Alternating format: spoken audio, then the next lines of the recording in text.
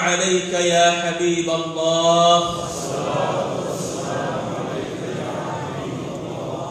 الصلاة والسلام عليك يا نبي الله وعلى آلك وأصحابك يا نور الله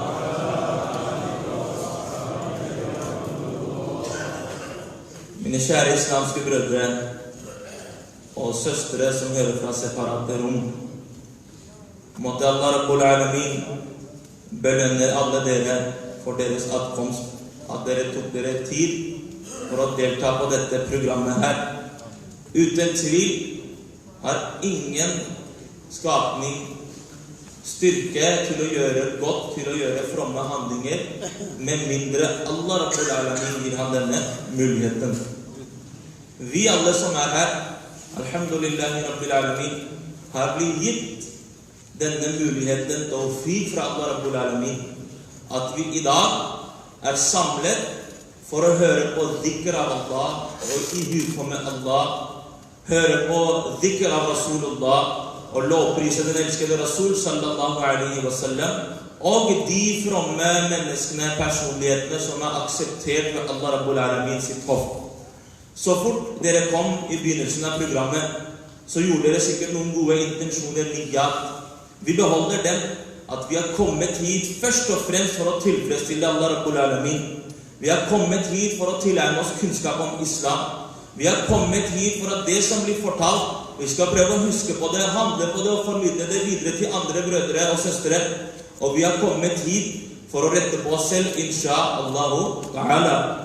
Jeg har intensjon om at jeg skal holde foredrag først og fremst kun for å tilfredsstille Allah Rabbul Alamin, for å fremme budskapet, kjærlighetsfylte budskapet av islam, og for å rette på meg selv, insha'Allahu ta'ala.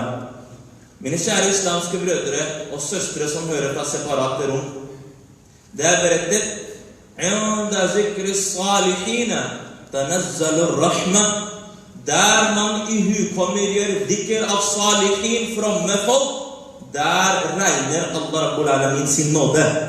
I dag så skal vi inshallah ta'ala få anledningen til å høre om en veldig salih, veldig from, sentral person i islamsk senere historie, inshallah ta'ala.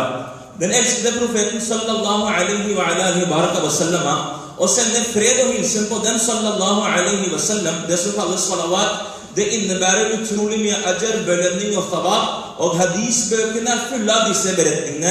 Det berettet den elskede Rasul sallallahu alaihi wa sallam har sagt, den som sender salawat på meg en gang, Allah Rabbul Alamin sender 10 nåder på vedkommende. Den som leser drod, sender salawat på meg 10 ganger, Allah Rabbul Alamin sender 100 nåder på vedkommende. Og den som sender salawat på meg 100 ganger, كتب الله بين أيديه براءة من النار وبراءة من النفاق وأسكنه الله يوم القيامة مع الشهداء. Den som sender 100 salawat på den elskede Rasul sallallahu alaihi wa sallam, Allah Rabbul Alamin skriver mellom øynene hans at vedkommende fri fra flammene i Jahannam og hykleri, det å være double face, two face. Og på dommens dag skal Allah sette ham ved siden av shuhada. Noen har så fint sagt det, mine kjære islamske brødre og søstre som hører fra separate rom.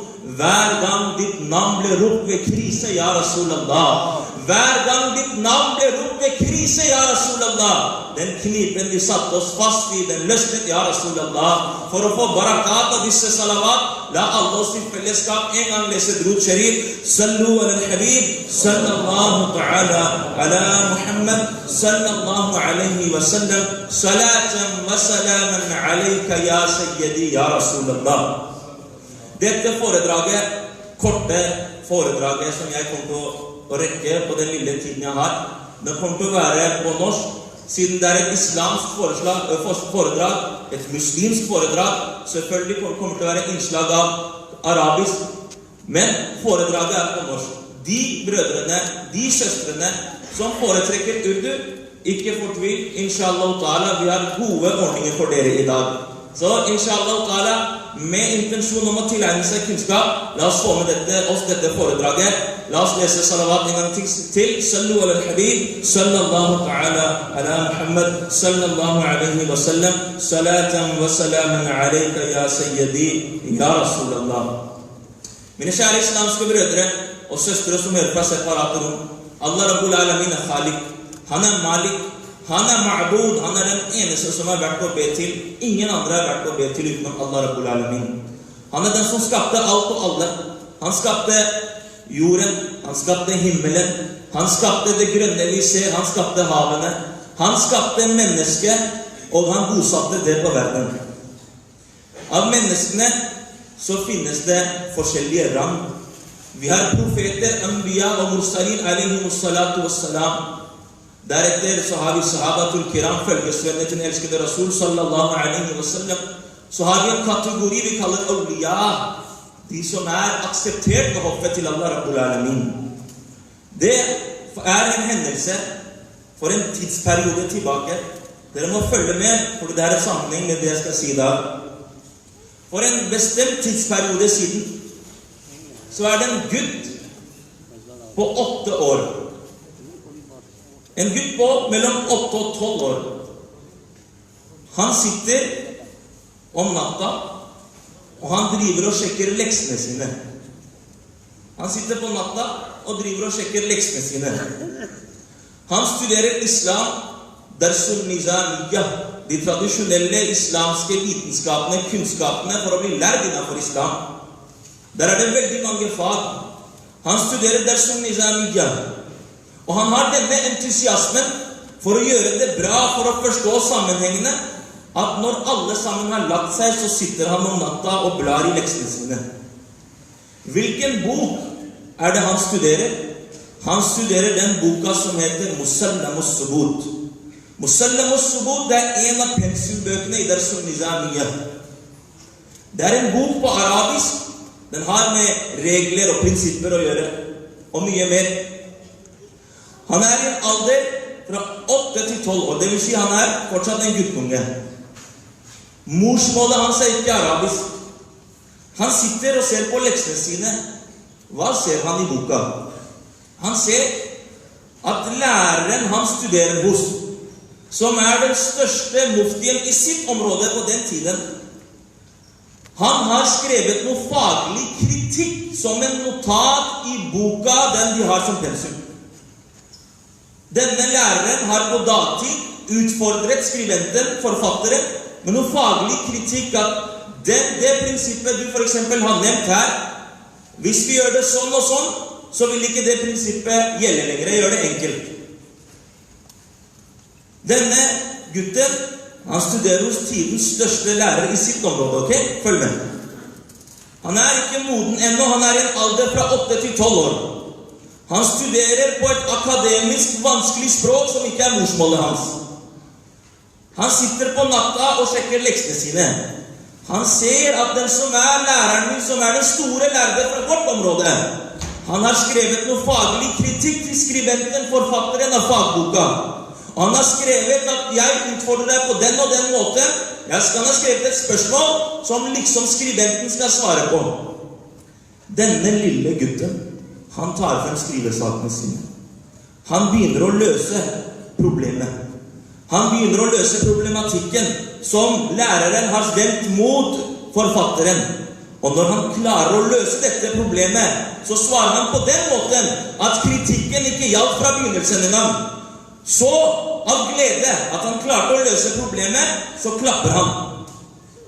Familien står opp. Læreren bor også der.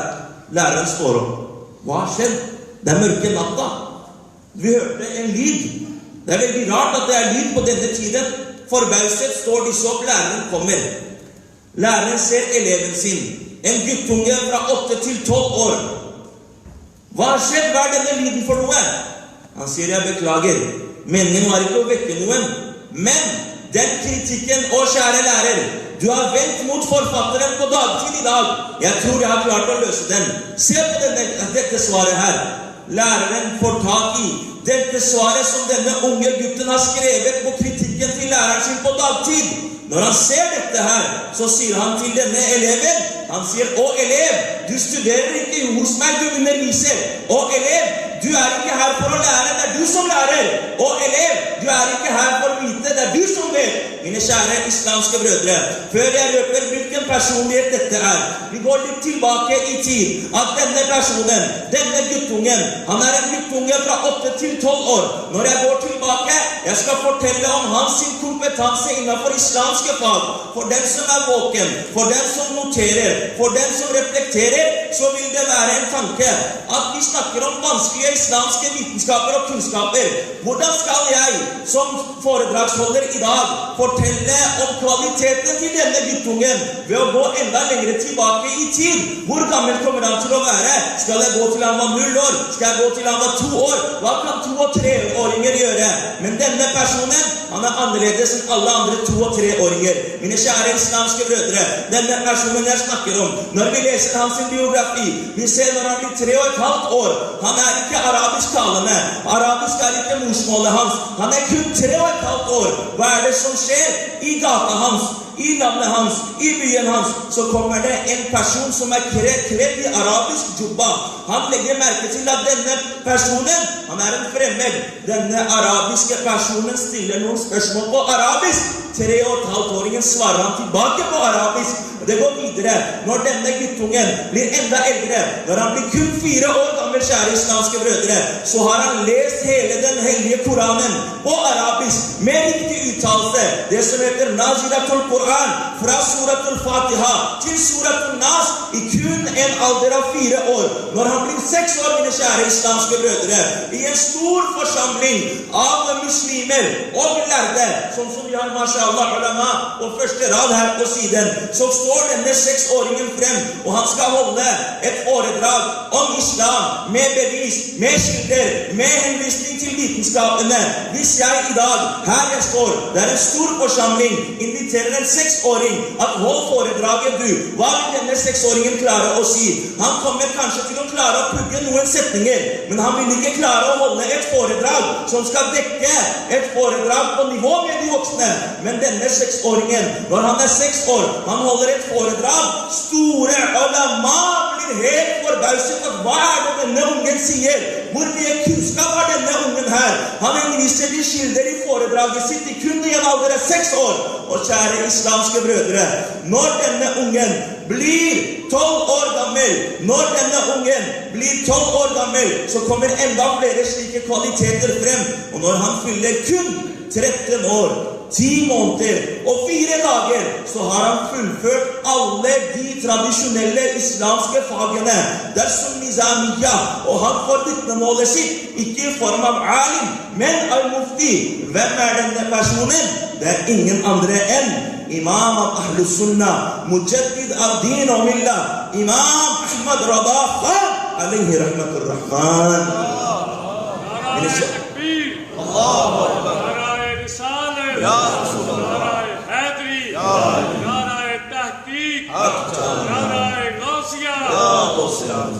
Mine kjære islamske brødre, en guttunge på 3 år, hva kan han? Ingenting. Men denne guttungen har lært et fremmed språk i en alder av 3 år. Guttunge på 4 år, hva kan de? Denne guttungen har lest hele Koranen, fra Fatiha til Nas, med riktig uttalelse i en alder av 4 år. Voksne i dag har ikke lest Koranen. Denne gutten har gjort det. Mange av oss klarer ikke å holde foredrag. Denne gutten holder foredrag i en alder av kun 6 år. Han skriver sin første bok i en alder av 8 år, og det på arabisk. Han studerer arabisk syntaks, nahv. Ulama vet at det er en bok som heter Hidayat al-Nahv. Det handler om arabisk syntaks, setningsoppbygging. Imam Ahmad Rada, Quddisa Sirruhu, han, når han er i en alder av 8 år, han studerer Hidayat al-Nahv. Og i en alder av 8 år, så skriver han sharah, forklaring, utdypning av alle de reglene som har med setning og setningsledd og setningsoppbygging å gjøre på arabisk i en alder av 8 år. Mine kjære islamske brødre, jeg har ikke så mye tid, men jeg skal bare nevne et par ting, og inshallah ta'ala så går vi videre i programmet. Det er en veldig stor lærd i sin tid som underviser hadith. Han heter Muhaddith Wasi Ahmed Surti, rahimahumullah ta'ala. Og han så stor muhaddith, altså den som underviser hadith, at de elevene som fullfører islamske kunnskaper, de har studert i 8 år, 10 år, 13 år, når de skal lære hadith, når de skal gjøre dawratul hadith, så pleier de å komme til denne sjef Wasi Ahmed Surti, rahimahumullah, for å lære hadith. Fra veldig langt og nært. Ok? Wasi Ahmed Surti, rahimahumullah, har en elev som heter Muhaddis al-Kichorchevi. Muhaddis al-Kichorchevi er også en stor lærd, men han studerte hos Muhaddis Surti. En dag så sier Muhaddis Kichorchevi til Muhaddis Surti at jeg har notert en ting. Muhaddis Surti, han som er lærer, han sier hva da? Han sier, jeg har notert det at du er murid av Sheikh Fazlur Rahman Ganj al-Muradabad. Det vil si du har en annen sjef. Og du har studert ilm og hadith hos Sheikh Ishaq, som er skrevet hashia av Sahih al-Bukhari. Han har skrevet fotnoter på Sahih al-Bukhari. Muhashi al-Bukhari, Sheikh Ishaq. Du har studert hadith hos ham, og du er murid hos Sheikh Fazlur Rahman Ganj al-Muradabadi. Men selv om du har så stor sjef og så stor lærer, så skryter du enda mer av Imam Ahmad Rada. आप मुरीद हैं फजलुर रहमान गंज मुरादाबादी के, आप शागिर्द हैं शेख इसहाक मुहाशिए बुखारी के, लेकिन आप इमाम अहमद रजा का इतना जिक्र खैर करते हैं, ये बात समझ में नहीं आई. Jag förstår inte det här att du skryter mer av Imam Ahmad Rada. Så sier Muhaddis Wasi Ahmed Surti, kjære elev, saken er det at den ilm som jeg fikk av Sheikh Ishaq, den er på sin plass. Den har gitt meg mye, men den har ikke gitt meg alt. Den ilm og tazkiya jeg har fått av Sheikh Fazlur Rahman, den er på sin plass, men den er ikke alt. Men den iman jeg har i dag, at den er beskyttet fra alle fitna, at den er beskyttet fra å være villedet, den har jeg fått fra Imam Ahmad Rada, radiyallahu ta'ala an. Derfor snakker jeg mye om Imam Ahmad Rada. Mine kjære islamske brødre, det er en regel i verden, det er et prinsipp som gjelder overalt. Det er det, vi har et utsagn, vi har en sånn ordgreie som vi sier hva da? Det er ikke faget mitt. Spesielt dere som forstår norsk, ok? Prøv å henge med nå. Man sier veldig fort, det er ikke faget mitt. For eksempel, hvis jeg er syk, og jeg har vondt i hjertet, så går jeg og besøker hudlegen. Jeg sier til ham, du er lege, jeg har vondt i hjertet mitt. Han sier, hud er faget mitt, hjertet er ikke mitt fag, det er ikke faget mitt. Hvis jeg har vondt i armen, og jeg går til han som er spesialist på bein, hva vil han si? Jeg kan ikke hjelpe deg, det er ikke faget mitt. Hvis jeg går til en som er spesialist i skjelett, og jeg har veldig vondt i hodet, han sier, det er ikke faget mitt. Hvis jeg går til en mekaniker og sier at det er lekkasje hjemme hos meg, han sier, det er ikke faget mitt. Hvis jeg går til en rørlegger og sier, jeg skal bygge hus, han sier, det er ikke faget mitt. Så det er en greie i verden at man sier veldig fort, det er ikke faget mitt, det vil si man kan være god til noen få ting, man kan ikke være god til alt. Imam Ahmad Rada, radiyallahu ta'ala an, wa rahimahumullahu ta'ala, han pleide å få istiftar spørsmål om islamske utfordringer fra hele verden, helt fra Portugal til Sør-Afrika, alt som er imellom der. Vi snakker om en tid på 1800-tallet. Den tiden finnes det ikke internet, det finnes ikke TV, ikke mail. Det vil si folk sender brev. Imam Ahmad Rada Quddisa Sirruhu, når han får spørsmål om det som har med Koranen å gjøre, han svarer dem, han sier det er faget mitt. Når han får spørsmål om hadis, han svarer dem, han sier det er faget mitt. Når han får spørsmål om fiqh, han svarer dem, sier det er faget mitt. Når han får spørsmål om usul al-hadith, han svarer dem, sier det er faget mitt. Når han får spørsmål om usul al-fiqh, han svarer dem, sier det er faget mitt. Når han får spørsmål om ilm al-kalam, han svarer dem, det er faget mitt. Når han får spørsmål om aqida, han svarer dem, det er faget mitt. Når han får spørsmål om tafsir, han svarer dem, det er faget mitt. Når han får spørsmål om tarjuma, han svarer dem, det er faget mitt. Når han får spørsmål om riyadi, han svarer dem, det er faget mitt. Når han får spørsmål om mantiqa, han svarer dem, det er faget mitt. Når han får spørsmål om sarf og nahv, han svarer dem, det er faget mitt. Mine kjære islamske brødre, Imam Ahmad Rada, Quddisa Sirruhul Aziz, har skrevet 1040 og mange flere bøker der, og de er basert på over 120 PhD-grader, ikke mastergrad, en hel ekspertise. Hvem som helst kunne stille spørsmål om hva enn han lurte på. Imam Ahmad Rada sa aldri at det ikke er faget mitt. Han sa, kom med spørsmålet, det er faget mitt. Mine kjære islamske brødre, Imam Ahmad Rada, Quddisa Sirruhul Aziz.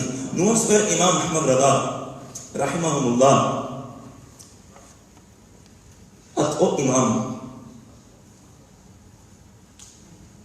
Imam Ahmad Rada, Quddisa Sirruhul, han skrev veldig mye poesi. Ok?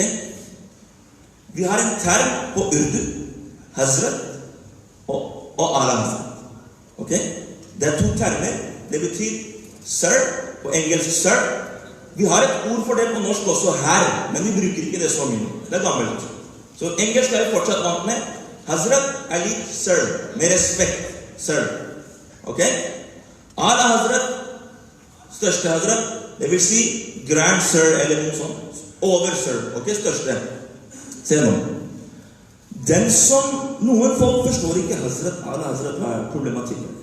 Hvorfor sier dere Ala Hazrat? Hvorfor sier dere store sir til Imam Ahmad Rada? Forstår jeg? Når man underviser i sarf og nahv, altså grammatikk av islam, han som lærte grammatikk, han er Hazrat. Han kan lære deg setningsoppbygging, språkforståelse. Når man studerer logikk, han som kan lære deg mantiqa, han er Hazrat. Du vil forstå logiske sammenhenger. Når man studerer riyadi, matematikk, han som kan lære deg matematikk, og de formler der, han er Hazrat, han er sir, han skal lære deg matematikk. Den som lærer deg sarf og nahv, men han lærer deg fortsatt og hvordan du skal bruke sarf og nahv til å lovprise Rasulullah, han heter Ala Hazrat. Han som lærer deg mantiqa for å forstå logikk, men hvordan du skal bruke termene i logikk sugra, kubra for å lovprise Rasulullah, heter Ala Hazrat. Og han som skal lære deg matematikk for å lære deg hvordan sirkelen hva som er gradene rundt sirklene, radius, diameter og alle det er Hazrat.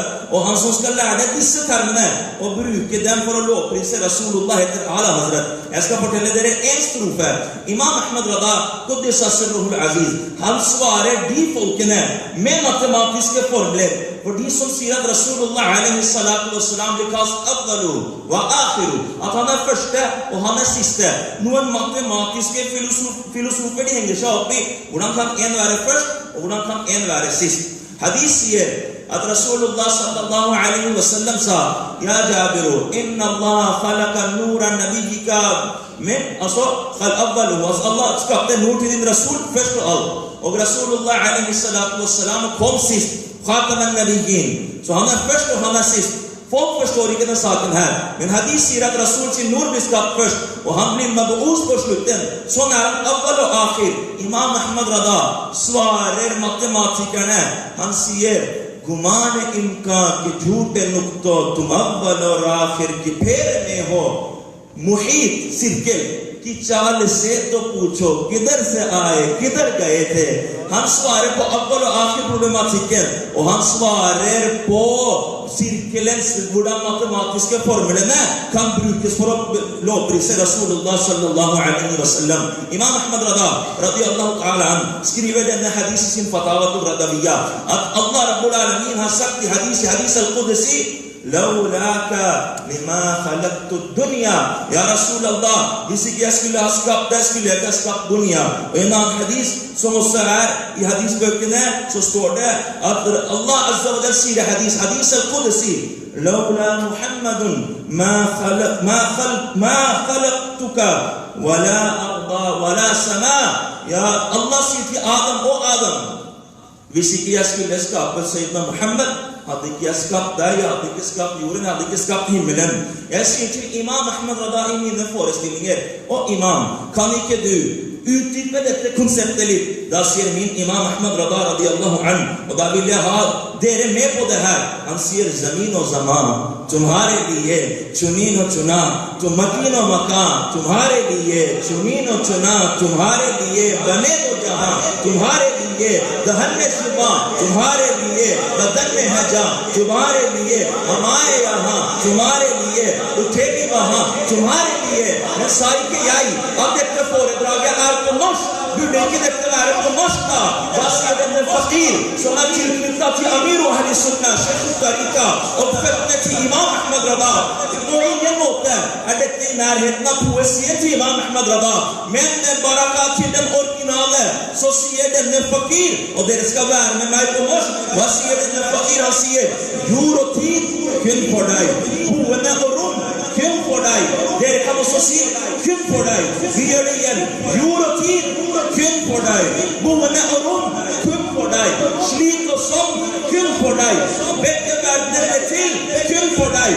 I munnen tungen kun for deg. I kroppen livet kun for deg. Vi kom hit til verden kun for deg. Vi kommer til å stå på denne dagen kun for deg. Kalim og Naji, Masih og Shafi, Khalil og Radi, Rasul og Nabi, Atiq og Wasi, Ghani og Ali. Den prisende tungen kun for deg. Alle opprinnelser, alle ledelser, alle herredømmer, alle styremakter, alle kongedommer. Hos Allah, ja Rasulullah, kun for deg. Denne solen og månen, kvelden og morgenen, blader og trær, hager og bær, denne kronen og ryggen, dette rennende ordre, kun for deg.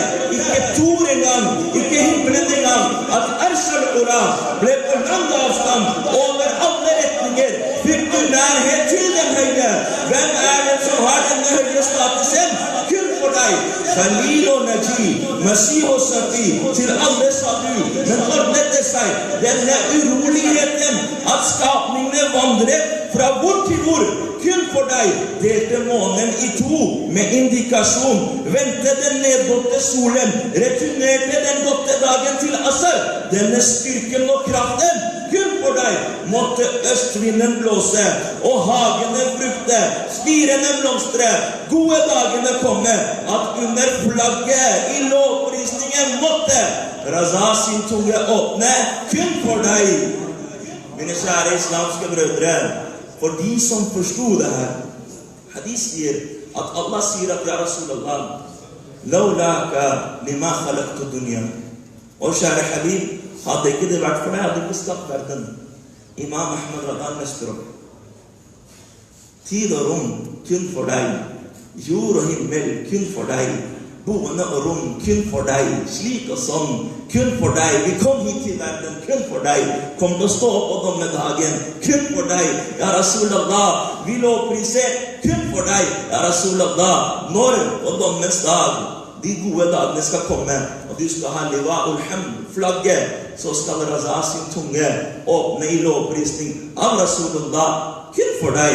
Mine kjære islamske brødre, hva skal jeg si om Imam Ahmed Rada?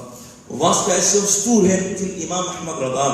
At så mange år har gått, vi har ennå ikke klart å komme til dybden til denne imam vi markerer denne dagen for. Måtte Allah Rabbul Alamin gi oss tawfiq til å tilknytte oss til awliya, til ulama, sånn at vi klarer å forstå den riktige essensen av islam, som er basert på å spre islam og kjærlighet med kunnskap og din personlighet og dine egenskaper.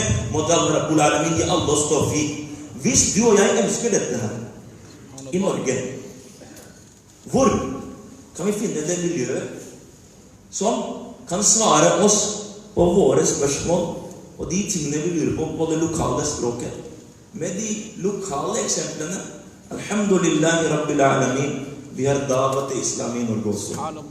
Dawat-e-Islam tilbyr det miljøet at basert på kjærlighet, basert på harmoni, så jobber man med hva da? At mennesket skal utvikle seg til å bli bedre. At mennesket skal bli en bedre muslim. Og sannheten er det. Et godt menneske En god muslim, han et godt menneske. Mine kjære islamske brødre, her i Dalat Islam i Norge, vi henger oss ikke opp i noen sånne andre problematikker. Vi har bare ett eneste fokus. Hva det? At vi selv skal bli bedre, og de som tilknytter seg til oss skal bli bedre. Måtte Allah Rabbul Alamin gi oss tawfiq. Sallu ala al-habib, sallallahu ta'ala ala Muhammad, sallallahu alaihi wa ala baraka wa sallam. Alhamdulillah, vi så heldige at vi har i dag besøk, eller vi har forventet egentlig besøk av to veldig store personligheter som leder hele Davat Islami. Og de med på å spre budskapet av islam i mer enn 200 land, alhamdulillah rabbil alamin. I mer enn 107 avdelinger, alhamdulillah rabbil alamin. Utallige mange ikke-muslimer har fått lys av islam gjennom dette Madni-miljøet. Så mange muslimer som ikke var på den riktige veien med tanke på salat, saum, zakat, hajj. De har funnet frem til riktige veien, basert på dette Madni-miljøet her. Alhamdulillah rabbil alamin. Vi hadde utgangspunktet forventet to store mashaikh i dag. Den ene sjefen måtte dra på grunn av noen emergency, nødsituasjon. Det var veldig alvorlig, og ene sjef reiste i dag tidlig, men fortvil ikke, den andre sjefen til stede. Inshallah ta'ala skal vi få høre på foredrag av dem. Måtte Allah gi oss tawfiq. Nare takbir, nare risale. Allah